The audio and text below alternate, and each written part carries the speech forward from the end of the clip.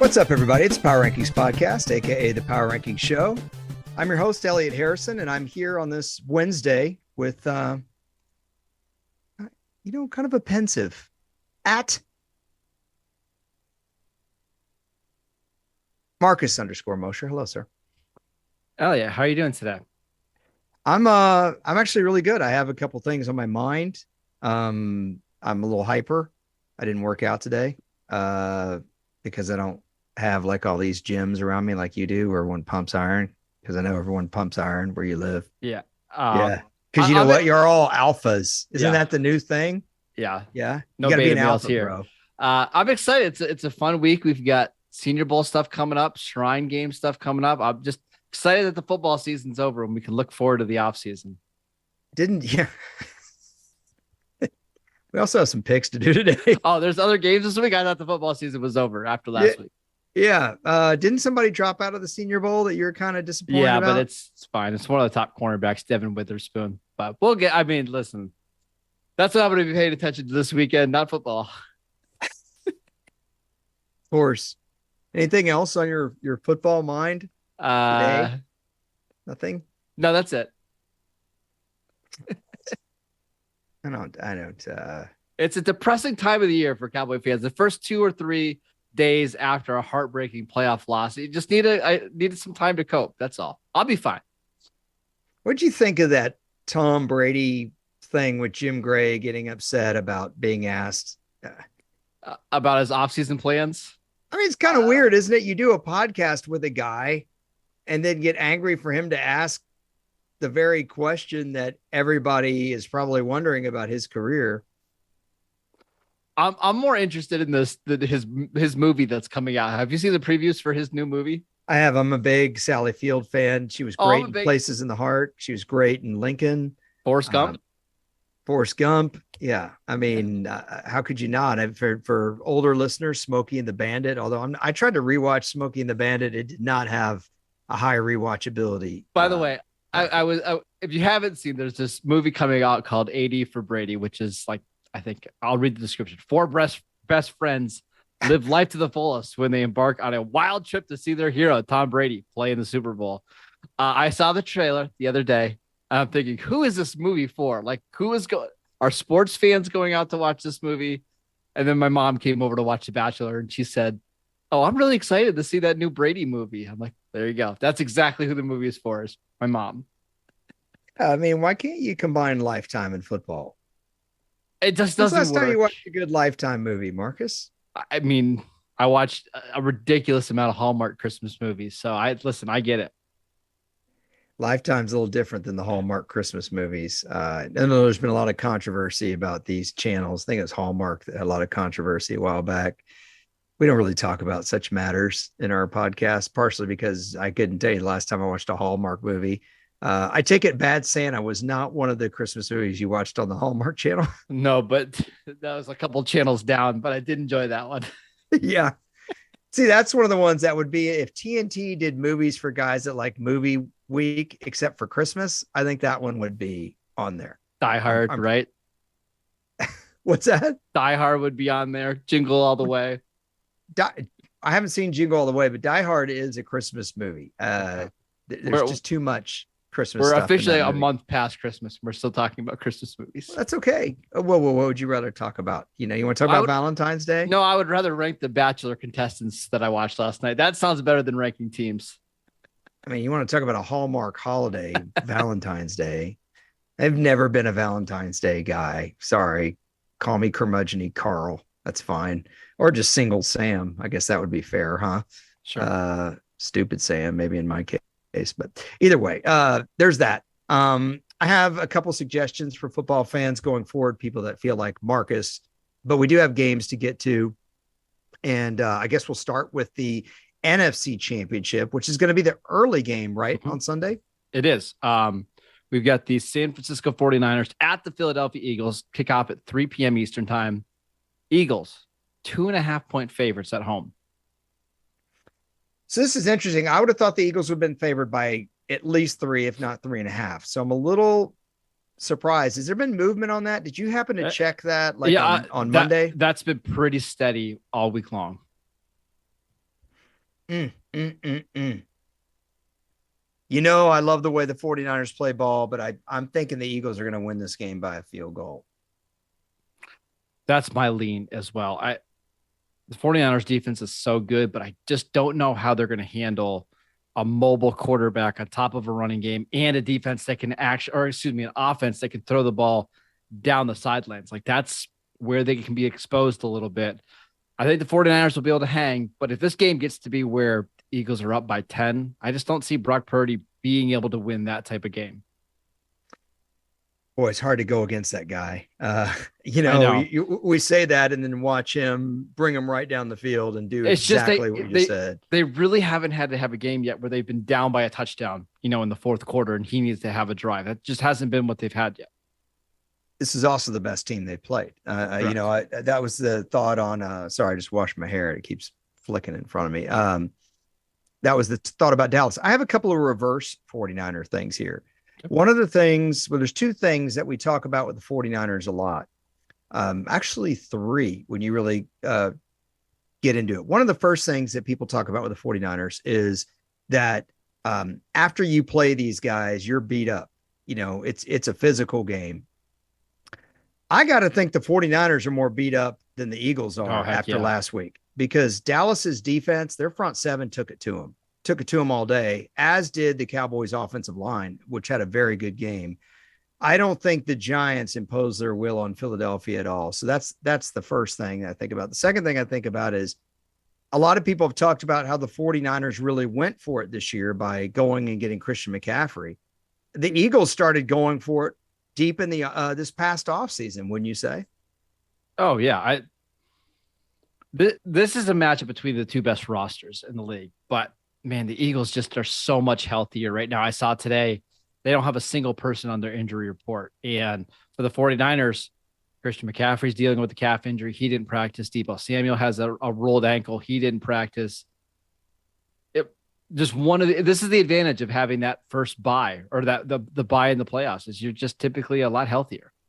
Right. So like I said, the first thing is people talk about teams that play the 49ers being beat up, but you just pointed that out that it's actually the Niners. People talk about the Niners went for it this offseason or this season. The Eagles went for it way back in the offseason.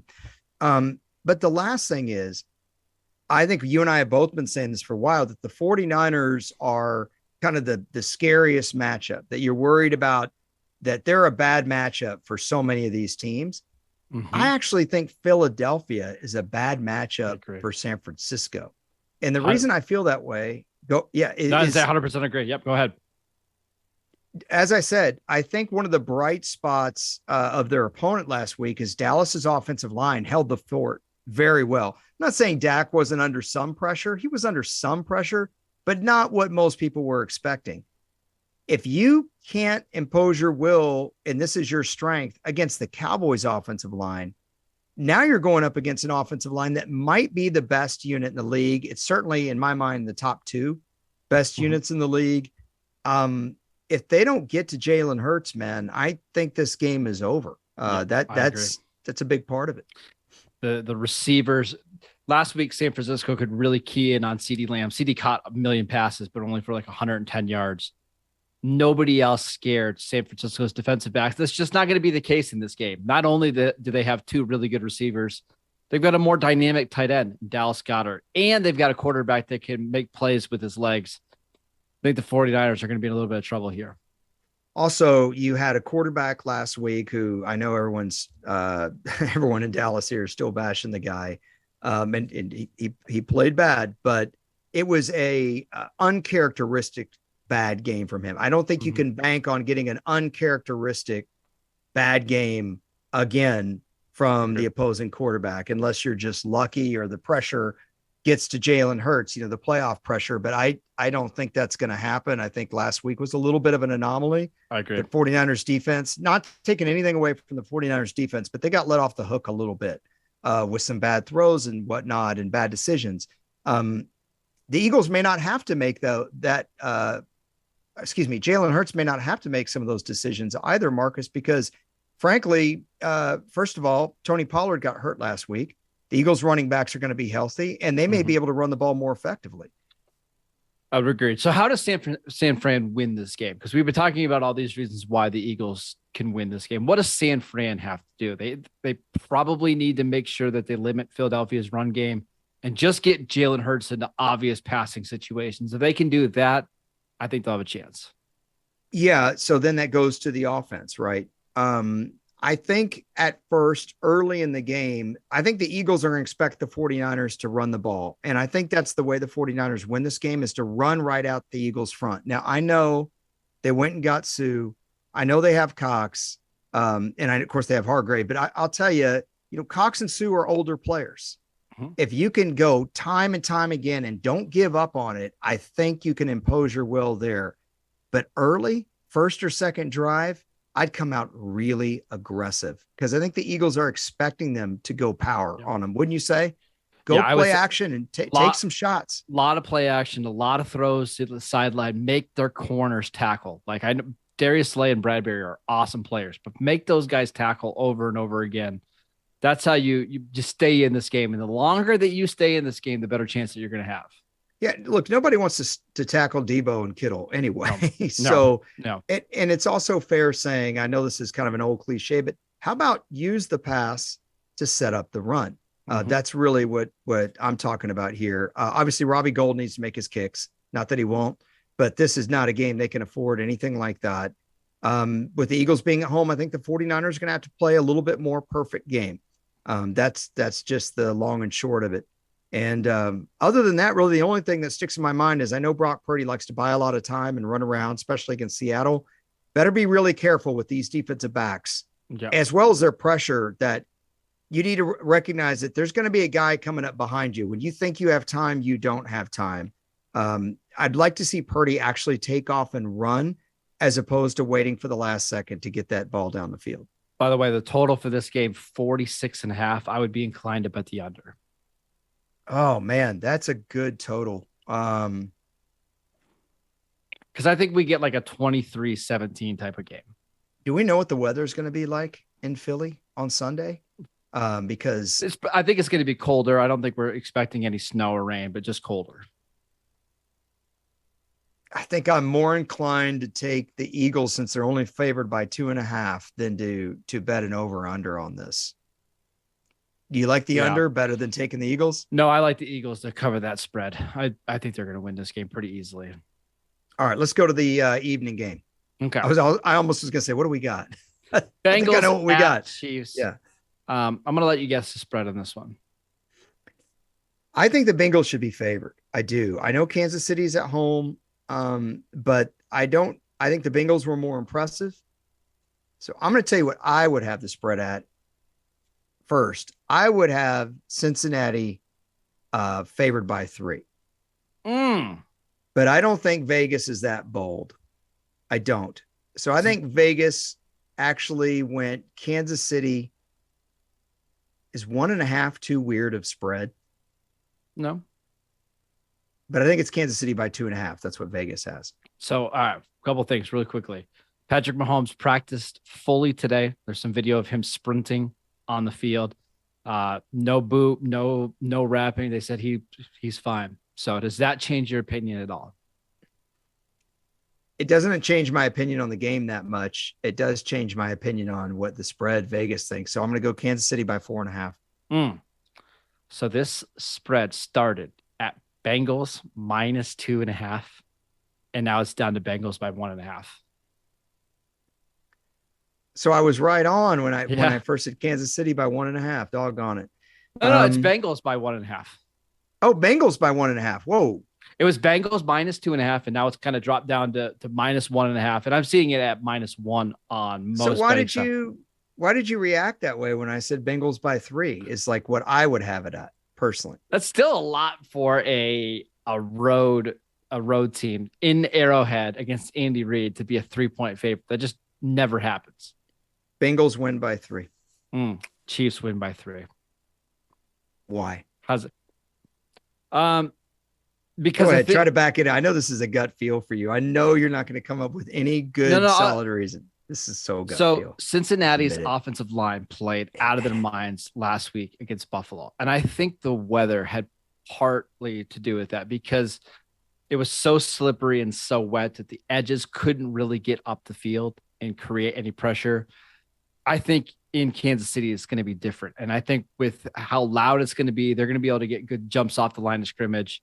They actually got some good play out of Frank Clark last week. And I just don't know how the Chiefs, or excuse me, how the Bengals are going to be able to block Chris Jones without Alex Kappa at guard. So I think this is the game the Chiefs defensive line dominates and kind of takes over. You know, a lot of people talk about Frank Clark this week because he played well. And I have some inside information. I know why he played well. Turns out that the Chiefs brought in the Bobs and they sat down with Kansas City's brass and they said, we think you haven't challenged him enough. This is a great Office Space reference if you've never seen it. And they said, Frank, how would you feel if we and this is just spitballing here, put 3 pass rushers underneath you, you know? I think there's like a clause in Frank Clark's, like, I'm not making this up, that like he gets like $1 million for every sack that he gets to the playoffs. So he was playing absolutely ridiculous last week. Wouldn't be surprised if he has another big game against Jackson Carman. I think I've told this story before. I know I've told you, but this is very relevant. In 1994 championship game, it was Dallas, San Francisco. And Dallas's right tackle was hurt, Eric Williams. So they had to play rookie Larry Allen, who's a Hall of Fame guard, at right tackle. But Larry Allen had a badly injured ankle. I mean, the guy couldn't move. He shouldn't have played. It should have been a guy named Ron Stone, but that's a longer story. So Larry Allen's out there playing on one leg. And the guy he's going against was named Ricky Jackson. Okay. Not only is Ricky Jackson in the Hall of Fame, but this was his contract. And this was so the NFL ended up making it so that the 49ers couldn't do this stuff. His base salary was $162,000 for the year. Mm-hmm. But if the 49ers made it to the Super Bowl, he got an $838,000 bonus. Basically, now, you have to remember $1 million in 1994 was a big contract for like a veteran pass rusher. Mm-hmm. So 162 was what he was going to make unless he beat Larry Allen over and over again and got the 49ers to the Super Bowl. Then he would make $1 million. And let me tell you, Ricky Jackson beat Larry Allen over and over again. And the 49ers went to the Super Bowl. And it was like the most unfair thing ever. I think it was so bad. We'll get something like that from Frank Clark this weekend. I got a feeling. Exactly. I remember Pat Summerall being like, you know, when you can't move, you shouldn't be out there, you know, like even that wasn't Pat Summerall's gig to say things like that, but that's the worst example that I've ever seen. Frank Clark, I think it's fair to say, has been an inconsistent player. Fair. There's really only one consistent player on that Kansas City front. We all know who it is. I trust Joe Burrow, man. I do. I trust Joe Burrow. And I trust that Cincinnati's going to run the ball even when it doesn't work to keep the Chiefs honest. I do think there's a place for it. Yeah. They've got the backs to do it. Why not? Let's just be clear. You and I are both rooting for the Bengals this weekend, I think, right? I want a Bengals 49er. You have mixed feelings. You have mixed feelings for obvious reasons. I do. I want a Bengals Niners Super Bowl. I think it'd be rad. But that's more of a nostalgia thing. I'd like for them to play the third time. Yeah, it's hard for me to root against the Chiefs, man. It's going to be like you when you were watching Cincinnati, Buffalo, and you found yourself rooting for Cincinnati to convert these third downs. Yep. I'm probably going to be watching Kansas City and be like, get there. Yeah. Dang it, McKinnon. Yeah. Jared McKinnon, huge factor in this game. I'm not kidding. I agree. Total 47.5. Actually, I think, again, that's a good total, but I'm going to go over that. Okay. I could see a 28-24, even 26-24. I'm picturing 27-24. Yeah, that's 51 points. I'm not good at math. I might feel more comfortable about that than I do this spread. Yeah, I think there's going to be a lot of points in this game. Although Cincinnati's defense has held up pretty well against Patrick Mahomes. Man, I'm just going to take the Chiefs as home underdogs with Andy Reid and Mahomes and Kelsey. I don't know how I can bet against that. So you told me why you think Kansas City is going to win. How do you think Cincinnati would win this game? By being able to get pressure with their front four, right? I don't think Orlando Brown has had a great year. And if Trey Hendrickson just wins that matchup and they're able to get pressure and they can drop all these linebackers into coverage and limit the yards after catch, I think that's how the Bengals stay in this game. They hold Kansas City to field goals. They take away the big plays. I think it's going to have to be on their defense. I told you in the 49ers Eagles game, you asked me, well, what can the 49ers do? And I said, use the pass to set up the run. Actually, I'm going to go opposite here with Cincinnati. I'd actually like to see Cincinnati grind it early and set up Joe Burrow, make Kansas City play that run. Does Kansas City's run defense scare you? Do you think, there's no way we can run on these guys? Right. No. If you get Joe Mixon going and he's got 55 yards in the second quarter, you're going to be opening things up for Joe Burrow down the field. And that the Chiefs are going to be super cautious or super worried about Jamar Chase and the big plays. They're probably going to be in a lot of cover too, because their idea would be, hey, we can handle them running the ball on us if they're not creating big chunk plays down the field. So I think you're right. I think a lot of Mixon and P. Ryan early in this game is smart. I also just right before you said that, I was thinking this might be a Hurst game. Could be. He's had two really nice playoff games so far. I'm just mean like 5 for 62 and a touch, basically exactly what he did last week. Right. I didn't see his final numbers. I saw a couple of the big plays and the touchdown, but I don't remember what his stats were for the championship. But man, I got to tell you, I think Vegas did its job on these games. I think these are all pretty good. I believe that I like Philadelphia. Actually, I like the Kansas City Cincinnati over the most out of the four major things we have to choose from. What about you? I like Chiefs Eagles money line parlay plus 242. Already bet it on several different draft books right now. So there you go. Do you want to explain that in English for sure. Yes, thank you. I bet on the Eagles and the Chiefs to win, and that pays out plus 242, which means you bet $100, you win $242. And I'm going to take that money and buy some more PlayStation 2 games. So let's talk about Marcus. So during the Giants Eagles game, we didn't talk about this on our podcast the other day. Marcus texted me. Actually, no, he called me and said, hey, are you watching the game? I said, yeah, I'm watching the game. You're watching the second half. I'm like, yeah. He's like, yeah, maybe you guys, I was with my brother. Maybe you guys ought to watch the second half because I think I'm just going to go in a full video game mode here. So, which I explained, I went to a retro game store in my hometown and bought a PlayStation 2 in like 12 games and started playing on Saturday night. That sounded way more fun than watching Daniel Jones against the Eagles. I don't blame you.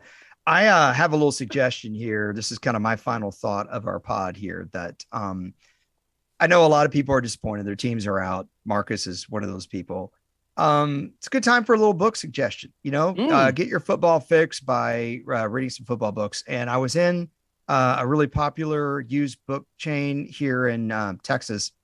And there's a book called The Perfect Pass. Now, I have not read this book, but I've heard good things about it. And I did read some passages of it. It's about Mike Leach, and I forget who the other coach is that kind of transformed. You just read me the book description a second ago that transformed the passing game, not only at the pro level, but the college level and the high school level. And it kind of was a groundswell movement. What was the other coach's name? Doggone it. Is it Hal Mume? Yeah. Read the description that you read to me right offline. The author tells this incredible story of how Hal, and Mike Leach, two unknown coaches who revolutionized American football in the 80s, 90s, and 2000s, changed the way the game is played at every level from high school to the NFL. What I like about a book like this is it gives you some context and background to scheme, because you have all these people on Twitter that are like posting X's and O's and stuff. And, to really understand scheme, you really need to understand the foundations of what these coaches are trying to accomplish. It's easy to say, oh, they run a West Coast offense. Well, what does that mean? Right. What's the origins of that? Another book, there's a couple books, but if you want to read something NFL history, because I talk about NFL history all the time, I don't know if I've recommended this on our podcast before. If I have, it's been over a year. America's Game by Michael McCambridge. It came out in 2004. Did you ever read this one? I did. It was one of my first books I ever bought on Kindle. And what'd you think? It's very, very good. Please go ahead and explain it though. Yeah, the Michael McCambridge kind of takes different eras of the NFL and explains in somewhat linear fashion how the NFL became what it did. But it's not just a reference book where we're saying, hey man, the Bears in the 40s were good, the Browns in the 50s were good, the Packers in the 60s were good. You know how that game goes. Right. Steelers 70s, Niners 80s. That's how a lot of these NFL history books go. They're more reference and they're a little bit dry. This is more a narrative, and it talks about how marketing, how NFL films, and decisions by an imperfect cast of characters and the owners were able to kind of thrust the NFL into the limelight in the late 60s. And some stuff you may not know, but it's really well written, especially the sections on how the Rams changed scouting. I think you would find that really interesting if you don't remember that. It's a book I'd like to reread. My third book, I know that I've recommended this before on the podcast, but I'm going to give it another shout out. Jeff Pearlman, who I know, has a book on Bo Jackson out. A lot of you guys have probably already heard about that. People are already talking about how good it is, but I still think Football for a Buck is a book you have to check out. If you just want a light, fun read about a league that folded in the 80s and now has been brought back, and they're going to resume playing right in April. Been seeing the commercials crazy. Soon. I cannot recommend Football for a Buck enough. Jeff's a great writer. He's a good guy. And the thing I like about Jeff so much is Jeff does not only the research, but he goes and finds these people. He'll find that weird defensive end that played for the Los Angeles Express and ask him random questions and get great stories. And the chapter on the most upside down USFL team was my favorite. The San Antonio Gunslingers that were so bad. Their quarterback was Rick Neuheisel, who Neuheisel coached UCLA and Colorado. I think right? So. Yep. You're the college football guy. I trust you on these things. I was impressed. I was able to name 3 Kentucky quarterbacks. Heck yeah. Who did I miss, by the way? When I was naming Kentucky quarterbacks? Will Levis, maybe the number 1 pick in this year's draft. Oh, not Will Greer, who a lot of people want to be the Cowboys starter now. No, not Will Greer. Not yet, at least. Yeah. Anyway, so those are 3 books: The Perfect Pass, America's Game by Michael McCambridge, and Football for a Buck by Jeff Pearlman. Who wrote Perfect Pass? Oh man, I lost it now. Oh, you lost it. Okay, that's all right. Sorry. No worries. Anyway, those are my final thoughts. It's a great way to get your football SC Gwynn. SC Gwynn. SC Gwynn. Okay, I'm not familiar with SC Gwynn. But look, there's not a lot going on in February. We've got some coaches moves. You're going to have the combine at the very end of the month. But if you need your football fix, after the playoffs are over, that's my suggestion. Why are you smirking? Or just do what I do. Just go buy an old NFL football game, 2K3. So that way you can play with Antonio Bryant and Quincy Carter, relive the golden days. And throw it to Dan Campbell. You betcha I can. Ran a little bit with Avion Case on this morning, setting up the franchise. Who'd you play against? Who was your opponent? It was Tampa Bay Buccaneers, which were very, very good back in the day. So Warren Sapp was like one of the most unstoppable players in the game. Bucks beat the Cowboys in 2003 in Tampa. I think you should have them play the Panthers. So after you win, you can go to your wife, you go upstairs and say, you can't call them losers anymore. Nope. It's a good idea. Or you play the Giants and you control Zuriel Smith as the kick returner and watch the ball carry him out of bounds. I can't imagine what the listeners are thinking right now. This guy watches Bachelor, plays 20-year-old video games. This is his life. You betcha. Yeah. We were going to do some movie reviews until Marcus recommended Failure to Launch. So that movie review kind of nixed that. Yeah. Failure to launch that. So anyway, your final thought, sir. Do you want to pull a football card as my final thought? Yeah, I do. Right, I do. Right. Let's do it. We'd go 83 tops.